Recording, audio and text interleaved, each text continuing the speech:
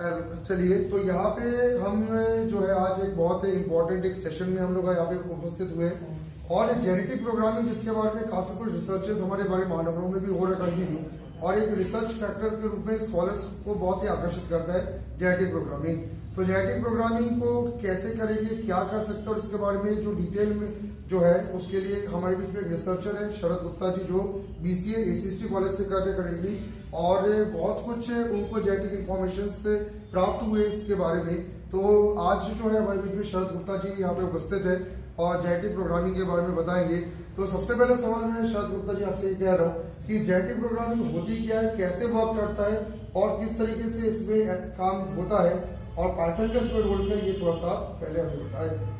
Sir, genetic programming एक algorithm की तरह है।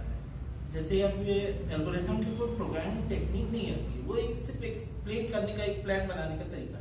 जेनेटिक प्रोग्रामिंग भी वही है। यहाँ पे हम कई कोड्स को, बड़े सॉफ्टवेयर्स को, बड़े डेटा साइंटिस्ट जो यूज करते हैं, डेटा स्ट्रक्चर्स डेवलप करते हैं उसके लिए हम ये फॉर्मेट अप्लाई। जेनेटिक एल्गोरिथम एक नंबर ऑफ कॉम्बिनेशन, इसका सबसे ज्यादा यूज किया जाता है जब डेटा स्ट्रक्चर्स डेवलप किए जाते हैं और पाइथन में इसका सबसे पहला यूज इसलिए आता है क्योंकि डेटा साइंटिस्ट भी पाइथन से यूज करते हैं। तो मैं आपको कुछ 2-3 ऐसे एग्जांपल बताता हूँ जिनके थ्रू ये होता है। जैसे आप यूट्यूब देखते हैं, तो यूट्यूब के अंदर भी जो आपका जो सॉफ्टवेयर है वो म्यूटेट करता है। कोई भी सॉफ्टवेयर अगर म्यूटेट कर रहा है तो वो आपसे आर्टिफिशियल इंटेलिजेंस हम कह देते हैं, पर आर्टिफिशियल इंटेलिजेंस के अंदर कई सारे फॉर्मेट होते हैं। एक आर्टिफिशियल इंटेलिजेंस मिनी में होता है जो बिल्कुल छोटा है, जो दिखता नहीं है। ये आर्टिफिशियल इंटेलिजेंस जनरल है, ये दिखता है, ये हमको पता नहीं चलेगा, हमारी एक्टिविटीज को ये रिकॉर्ड कर लेता है और खुद ब खुद अपने को म्यूटेट करता रहता है। इसके लिए हम नंबर ऑफ कॉम्बिनेशन लेते हैं, जैसे 0 1 0 1 0 1 और ऐसे करके कई n नंबर्स होते हैं, यहाँ कॉम्बिनेशन चलता है। ये नंबर कॉम्बिनेशन को हम म्यूटेट की श्रेणी में डालते हैं और ये वैलिड कॉम्बिनेशन। वैलिड और म्यूटेट के बारे में मैं ज्यादा नहीं बताऊंगा अभी आपको। म्यूटेट जो होता है वो एक तरह से सिस्टम का कॉम्बिनेशन है, SI, ये सिस्टम का एक कॉम्बिनेशन है। जब हम कोई भी सॉफ्टवेयर डेवलप करते हैं तो उसमें कई सारे फॉर्मेट्स होते हैं, बड़े बड़े बंचेस होते हैं जिनको हम इकट्ठा नहीं कर सकते, पर लेकिन उनको एक कोशिश की जाती है कि वो खुद ब खुद ऐसे एक बार सॉफ्टवेयर बना दिया तो उसके अपडेट हमें न देना पड़े, वो खुद ब खुद ही अपडेट करे। हर दिन अपडेट नहीं दे सकते, इसके लिए ये टेक्निक बनी है। एल्गोरिथम बहुत इजी है। आप कोई सॉफ्टवेयर बनाते हो, उसमें प्लानिंग जो करते हो, जैसे मान लो स्टार्ट की प्लानिंग हुई और एंड की प्लानिंग।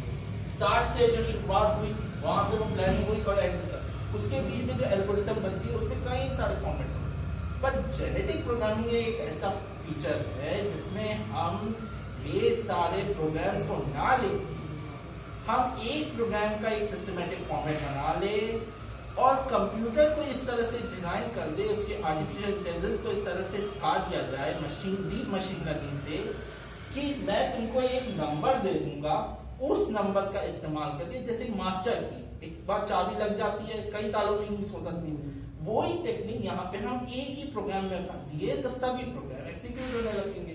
और यही कारण है एल्गोरिथम बनाने का मकसद। सबसे पहले इसके एल्गोरिथम को शुरुआत जब की जाती है तो कई फॉर्मेट्स ध्यान रखने पड़ते हैं स्टार्ट में, उसके बाद ये एंड तक खुद ब खुद एग्जीक्यूट होता है। और यही रीजन है आजकल जितने भी आप सॉफ्टवेयर देखते हैं, जैसे गेमिंग सॉफ्टवेयर है, गेमिंग यूजिंग करने के लिए आजकल ड्राइवर्स बन चुके हैं और कई सारे लैपटॉप में आप आर्टिफिशियल वर्किंग देखते हैं, तो वो यही रीजन है कि सिस्टम को इस तरह से वो फॉर्मेट बनाए हैं कि 0 1 का एक कॉम्बिनेशन दे दिया और वही कॉम्बिनेशन यूज करके हमने म्यूटेट कर दिया। आजकल म्यूटेट इसीलिए होते हैं सिस्टम, आपको लगता नहीं है, वो बहुत आगे चली गई टेक्नोलॉजी। और आगे जानने के लिए आप जब इसकी रिसर्च करते तब आपको पता चलता है। इसमें एलिमेंट्स कौन कौन से इसमें रहेंगे जेनेटिक प्रोग्रामिंग में, कुछ एलिमेंट्स का बता दीजिएगा। जैसे अब एलिमेंट्स तो हम समझ लीजिए क्रॉस ओवर होगा, एक क्रॉस ओवर होगा और एक होगा म्यूटेट। जिसका एम डिवीजन होता है, एमडी डिवीजन कहते हैं, म्यूटेट। इस म्यूटेट डिवीजन के अंदर जब हम क्रॉस ओवर में कोई वैल्यू देंगे, इसमें इनिशियलाइज भी होता है, फंक्शन भी डलता है, क्रॉस ओवर लगता है, फिर म्यूटेट होता है। पर लेकिन अभी हमारा मेन है जेनेटिक प्रोग्रामिंग में सिर्फ क्रॉस ओवर, बाकी ये सब काम स्टार्ट में हो जाते हैं। क्रॉस ओवर करने के बाद जब हम म्यूटेट करने की कोशिश करते हैं तो कई सारे ऐसे 0 1 के कॉम्बिनेशन हमारे पास सामने आ जाते हैं।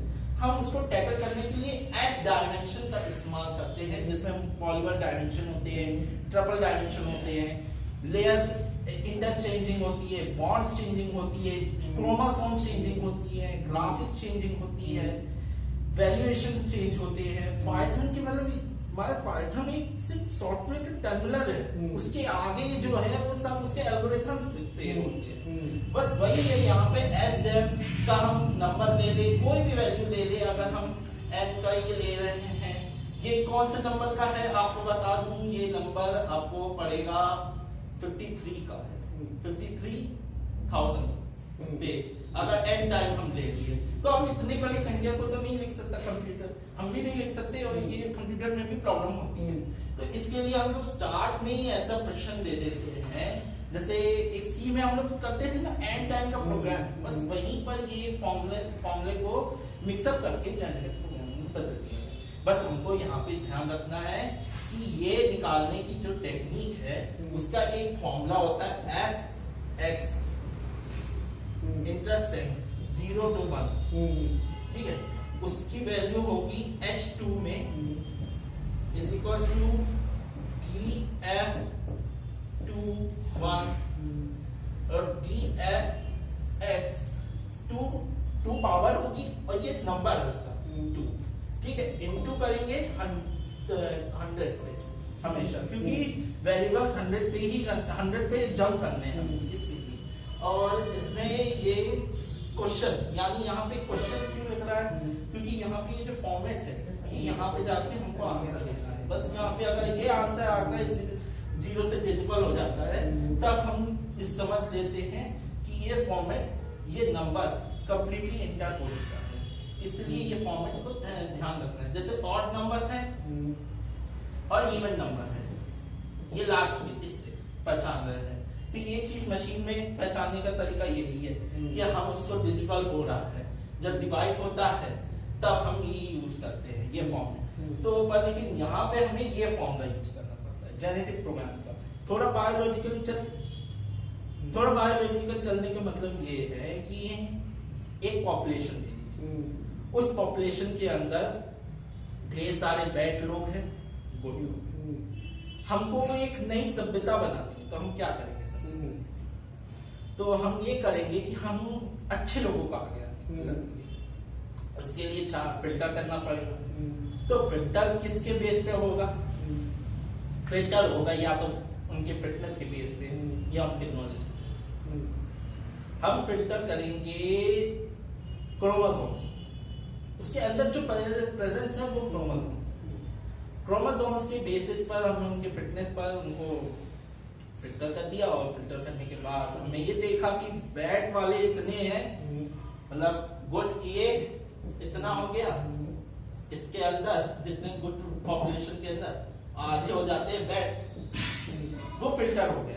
अब यहाँ पे फिल्टर हो गया तो आप जब भी देखेंगे एक वक्त ऐसा आएगा कि बैट पॉपुलेशन खत्म हो जाएगी और सिर्फ गुड बचेगा। और ये गुड के जेनेटिक्स फिर S1 101 101 के कॉम्बिनेशन में इकट्ठा होते जाएंगे। ये गुड प्रोसीजर जो होंगे, ये नंबर ऑफ सेल्स बनेंगे। पर लेकिन हम कंप्यूटर साइंस में थोड़ा सा लाते हैं, अगर ये नंबर ऑफ सेल्स बनते हैं तो हम इसको सेल्स ना करके बाइनरी करेंगे उस समय। ध्यान रखिए, कंप्यूटर साइंस में हमको ये यूज कैसे करना है, ये एक छोटा सा इसका कॉम्बिनेशन है। 0101 के कॉम्बिनेशन से जब मिक्सअप होएगा सिस्टम, तब ढेर सारे एल्गोरिथम्स के फॉर्मेट बनाएंगे। पर लेकिन हमें प्रोग्रामिंग कितनी करनी है, ये सबसे बड़ा लॉजिक। हमें सिर्फ और सिर्फ एक प्रोग्राम बनाना पड़ेगा, उसके बाद सॉफ्टवेयर को अपडेट करना पड़ेगा। तो आज आपने जेनेटिक प्रोग्रामिंग के बारे में बहुत कुछ हमें शरद जी ने बताया और अपने कुछ रिसर्चेस शेयर किए। टोप्सो के थ्रू ऑफ जेनेटिक प्रोग्रामिंग जो अभी एक बहुत नया कॉन्सेप्ट है जिसमें अभी ज्यादा काम अपने जबलपुर में हुआ नहीं, तो आप लोगों को ये पता चलेगा। तो धन्यवाद शरद जी, आपने जो आज ये ज्ञान दिया, और इस तरीके के बहुत सारे सेशंस जो विस्तार में होते रहते हैं जिनमें बहुत सारी नई चीजें भी खुल के सामने होती है, तो आप अपने जो चैनल हमारा जो है विस्तार इंस्टीट्यूट का, विस्तार फाउंडेशन का है, इन चैनल्स के द्वारा आप जो है नई चीजों को भी देख सकते हैं। धन्यवाद।